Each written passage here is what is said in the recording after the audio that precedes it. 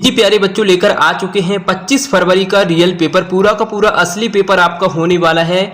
अगर आप भी कक्षा 8वीं के छात्र हैं तो ये वीडियो आपके लिए बहुत ही महत्वपूर्ण होने वाली थी। लगातार बच्चों के कमेंट हमें देखने को मिल रहे थे कि सर आप जो है विज्ञान का पेपर कब तक लेकर आओगे। तो फाइनली आज के इस वीडियो में हम आपको पूरा का पूरा रियल पेपर लेकर आ चुके हैं। यही पेपर आपको जो है 25 फरवरी को आपको अपनी वार्षिक परीक्षा में देखने को मिलेगा। अगर आप भी कक्षा 8 में पढ़ते हैं तो ये वीडियो आपके लिए बहुत ही महत्वपूर्ण होने वाली है। अगर आप इस वीडियो को पूरा देखती हैं लास्ट तक तो आप 80 में से 80 नंबर लेकर आओगे। आप यहाँ पर देख सकते हैं राज्य शिक्षा केंद्र मध्य प्रदेश भोपाल वार्षिक परीक्षा सत्र 2025-26 विषय आपका विज्ञान होने वाला है।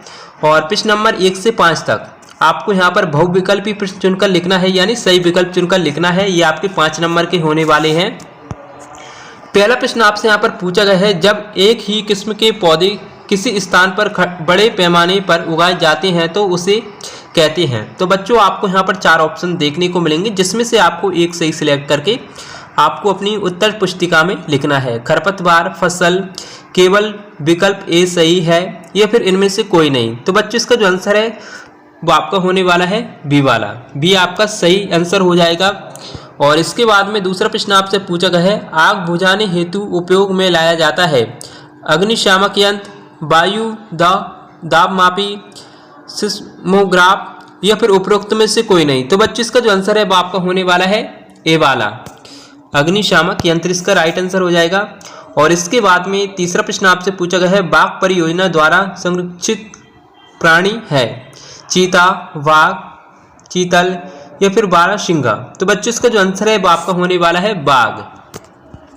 और इसके बाद में चौथा प्रश्न आप यहाँ पर देख सकते हैं, वे पदार्थ जो अपने में से होकर धारा प्रवाहित होने देते हैं कहलाते हैं सुचालक, कुचालक, दोनों या फिर कोई नहीं। तो बच्चों इसका जो आंसर है चौथे वाले का वो आपका होने वाला है सुचालक। ये आपका सही उत्तर हो जाएगा। और इसके बाद में पांचवा प्रश्न आपका, कोई वस्तु अवशेषित है या नहीं इसकी पहचान के लिए किसका उपयोग किया जाता है?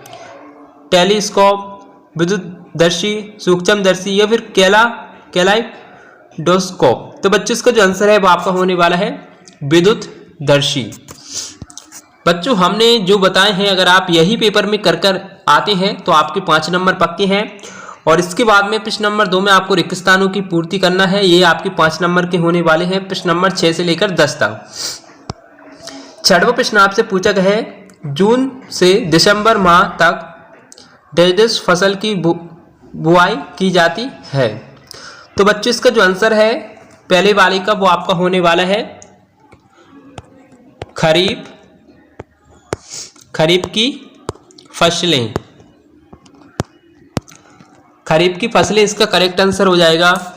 इसके बाद में 7वां प्रश्न आपसे पूछा गया है, सूर्य का प्रकाश डेजिस प्राकृतिक संसाधन है। तो इसका जो आंसर है 7वें वाले का वो आपका होने वाला है अक्षय नवीनीकरण इसका करेक्ट आंसर हो जाएगा। और इसके बाद में 8वां प्रश्न आपसे पूछा गया है, कार्बन का शुद्ध रूप डेजिस है। तो क्या है बच्चों? हीरा इसका सही उत्तर हो जाएगा 8वें वाले का। और इसके बाद में 9वां प्रश्न आपसे पूछा गया है, अशुद्ध जल को विद्युत का चालक बनाने के लिए डेजिस का प्रयोग किया जाता है। तो बच्चों इसका जो आंसर है वो आपको होने वाला है उसमें उत्पन्न करने वाले पदार्थ जैसे साधारण नमक और ब्रैकेट में NaCl और ब्रैकेट में पैक कर देना है। इसके बाद में नींबू का रस, तनु सल्फ्यूरिक अम्ल और ब्रैकेट में आपको लिखना है H2SO और इसके बाद में 4 आपको नीचे लिख देना है और ब्रेड पैक कर देना है। और फिर या प्लास्टिक सोडा मिलाया जा सकता है, ये आपका करेक्ट आंसर हो जाएगा। और इसके बाद में 10वां प्रश्न आपका, भूकंप संभावित क्षेत्र को डेजिस कहते हैं। तो क्या कहते हैं बच्चों? 10वें का आपका जो उत्तर होने वाला है वो आपका होने वाला है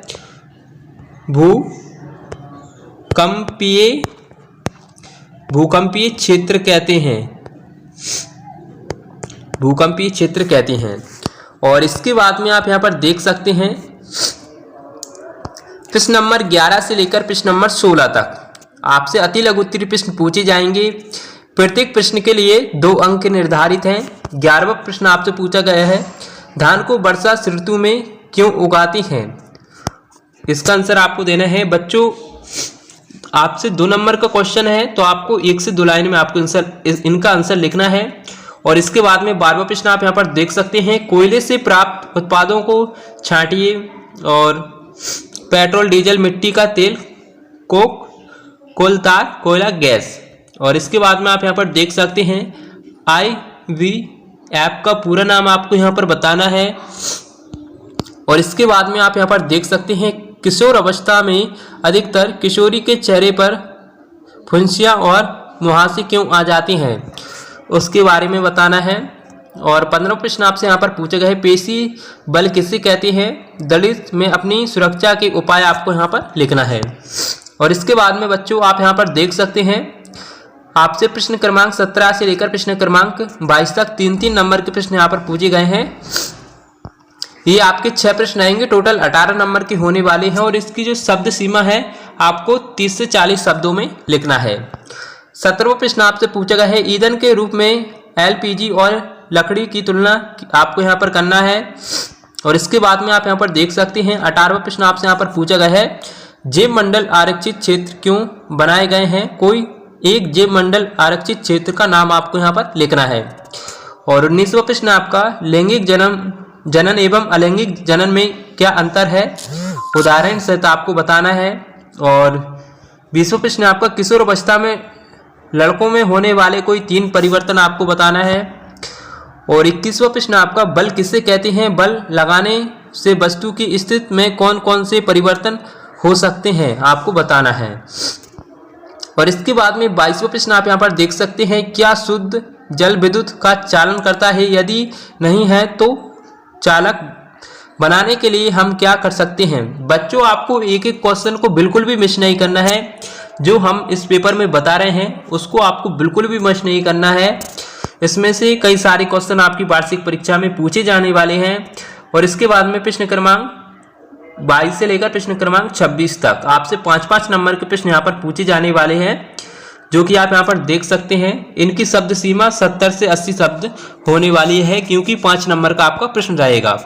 तो 23वां प्रश्न आपसे यहाँ पर पूछा गया है, नाइट्रोजन चक्र का नामांकित चित्र आपको यहाँ पर बताना है। और घर्षण हानिकारक है परंतु अनिवार्य क्यों है? उदाहरण देकर आपको यहाँ पर समझाना है। और ध्वनि किस प्रकार उत्पन्न होती है? ध्वनि उत्पन्न करने वाले 2 वाद्य यंत्रों के नाम आपको यहाँ पर लिखना है। और परावर्तन किसे कहते हैं? परावर्तन के नियम चित्र आपको आरेख द्वारा स्पष्ट करना है। तो बच्चों हमने जो क्वेश्चन आपको बताए हैं, एक एक क्वेश्चन आपकी वार्षिक परीक्षा में छापने वाले हैं। और आपको वीडियो कैसी लगी आप हमें कमेंट करके अवश्य बताएं। मिलते हैं एक और ऐसी इंटरेस्टिंग वीडियो के साथ। थैंक्स फॉर वॉचिंग, धन्यवाद।